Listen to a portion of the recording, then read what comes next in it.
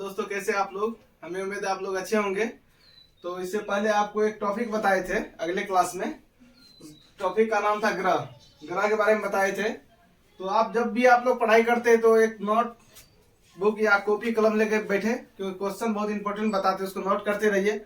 जितना बार लिखिएगा उतना अभ्यास हो, जितना लिखिएगा उतना क्वेश्चन याद रहता। 2 बार पढ़िए, 3 बार पढ़िए, 2-3 बार देखिएगा तो परमानेंट मेमोरी में सेव हो जाता है क्वेश्चन और आंसर।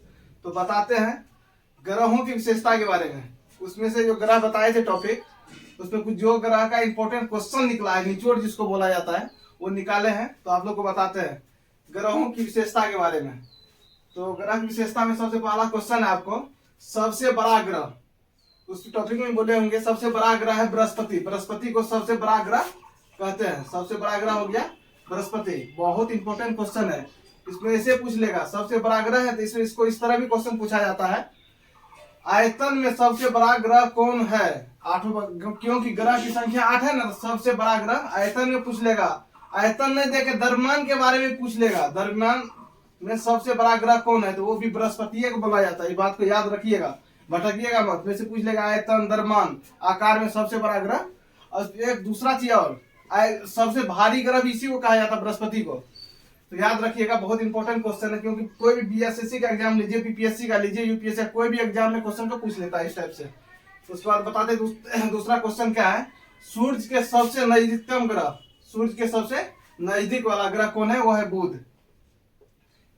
तो बुध ग्रह को सबसे नजदीक वाला ग्रह कहते हैं। उसके बाद है चौथा क्वेश्चन है, सूर्य के सबसे दूरस्थ ग्रह, मतलब सूर्य से सबसे दूर जो ग्रह है, मतलब सबसे ज्यादा दूरी पे जो ग्रह हुआ है, वो है वरुण ग्रह। सब सूर्य के सबसे दूरी ग्रह पे है वरुण ग्रह। उसके बाद है सूर्य के सबसे छोटा ग्रह कौन है? सबसे छोटा ग्रह सूर्य के, मान लीजिए ये सूर्य है,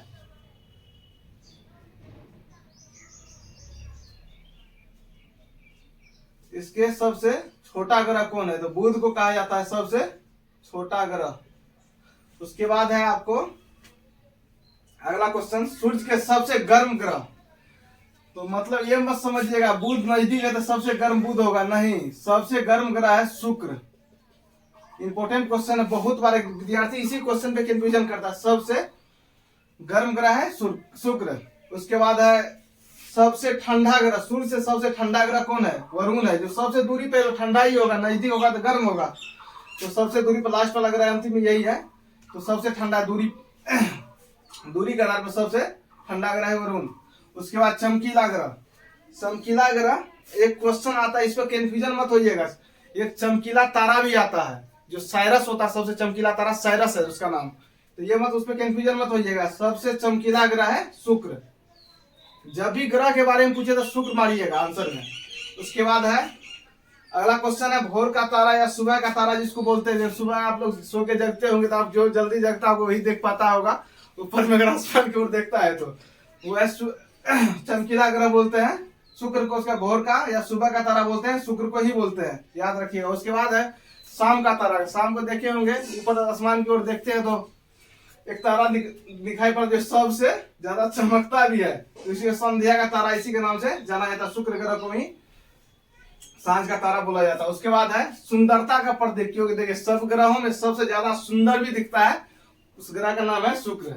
सुंदरता का प्रतीक इसके क्वेश्चन पूछा हुआ क्वेश्चन है, बीएसएससी में देखे बार बार क्वेश्चन ही पूछा हुआ क्वेश्चन। अगर आप क्वेश्चन में आप लोग पढ़ते होंगे उसमें पता चलता होगा, उसमें है सुंदरता का प्रतीक बोलते हैं शुक्र ग्रह को। उसके बाद है देखिए, इसमें कुछ फैक्ट है जो इंपॉर्टेंट है, जो एग्जाम में पूछा जाता है, कोई ना कोई एग्जाम में पूछ ही लेता है। उसके बाद बोलते हैं लाल ग्रह किसको बोलते हैं? लाल ग्रह मंगल को बोलते हैं। अब सोचिएगा मंगल लाल कैसे हुआ, ये भी आप लोग को माइंड में आता होगा। तो बोल रहे हैं लाल ग्रह जो है मंगल ग्रह को बोलते हैं। तो लाल कैसे हुआ? तो आयरन ऑक्साइड के कारण ये ग्रह लाल दिखता है। आयरन ऑक्साइड, वहां पे उस ग्रह पे आयरन की मात्रा में कोई बहुत सारा तत्व ऊपर में, मतलब ग्रह पे, तो इस आयरन ऑक्साइड के कारण मंगल ग्रह को लाल ग्रह बोलते हैं। उसके बाद है नीला ग्रह। नीला ग्रह जब यहाँ से पृथ्वी पर से आसमान को देखते हैं तो नीला ही दिखाई पड़ता है। ऊपर से अगर जाते हैं, अगर ऊपर से नीचे देखते तब काला दिखाई पड़ता है। तो नीला ग्रह बोलते, इंपॉर्टेंट क्वेश्चन याद रखिएगा, नीला ग्रह बोलते हैं पृथ्वी को। उसके बाद है काला ग्रह। तो आप लोग जानते होंगे काला शनिदेव भगवान भी है। उसके बाद इसको क्योंकि काला ग्रह को काला ग्रह के नाम से जानते हैं शनि को। शनि जैसे जानिएगा तो समझिए काला है, मतलब शनिदेव भगवान का याद आ जाएगा आपको। तो काला ग्रह बोलते हैं शनि को। और पृथ्वी को ही बोलते हैं, पृथ्वी को भी काला बोलते हैं। इस पे दिया हुआ है क्योंकि अगर आप ऊपर से जब भी देखिएगा पृथ्वी को तो काला ही दिखाई पड़ता है वो। तो उसके बाद अगला क्वेश्चन है आपको पीला ग्रह। पीला ग्रह किसको बोलते हैं? यह बृहस्पति को। अब माइंड में आता होगा पीला किस कारण हुआ। यहाँ पे देखिए बृहस्पति ग्रह है ना, बृहस्पति ग्रह पे अमोनिया गैस का मात्रा ज्यादा होने के कारण यह पीला दिखता है। आप लोग साइंस में पढ़े होंगे, ठीक है। तो पीला ग्रह बोलते हैं बृहस्पति ग्रह को। बहुत इंपॉर्टेंट क्वेश्चन है ये, याद रखिएगा।